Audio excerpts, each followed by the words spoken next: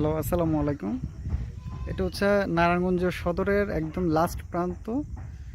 আর মুন্সিগঞ্জ শুরু হয়েছে। এই জায়গাটা একটা ফাইল ইন্ট্রা গাড়ির নতুন এপ্রিল মাসের 5 তারিখে ডেলিভারি হয়েছে।